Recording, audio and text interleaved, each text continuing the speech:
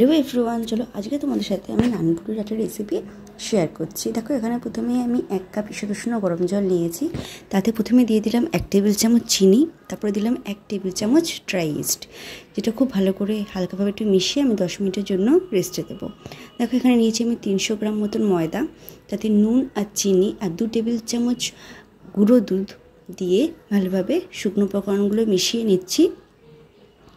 আর এরপরে দেবো একটু রিফাইন্ড অয়েল দিয়ে এটা খুব ভালো করে মিশিয়ে নিয়ে যে ড্রাই ইস্টটা গুলো রেখেছিলাম সেটা দেখো এবার আমি নিয়ে ময়দাতে মেখে ফেলবো।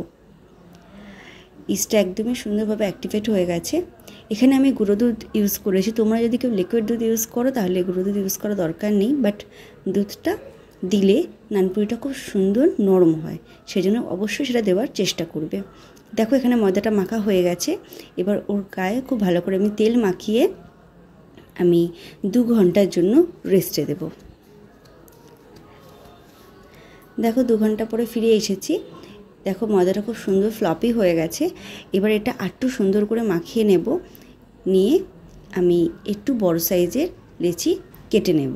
রুটির থেকে একটু ছোট হবে আর লুচির থেকেও একটু বড় হবে। দেখো লেচিগুলো কাটা হয়ে গেছে, এবার আমি এটা একটু তেল লাগিয়ে বেলে নেব। খুব বেশি পাতলা করব না, একটু মোটা মোটা করেই পুরিগুলোকে আমি বেলে নিচ্ছি।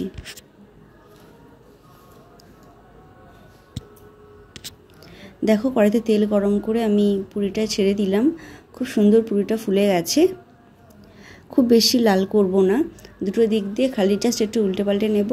যখন এটা ফুলে যাবে আমি নামিয়ে নেব। একইভাবে দেখো আমি পুরিগুলো ভেজে নিচ্ছি।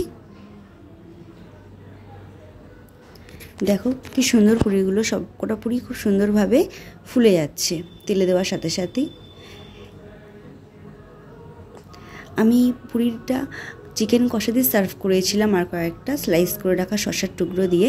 তোমাদের আজকের রেসিপিটা কেমন লাগলো আমাকে অবশ্যই জানিও।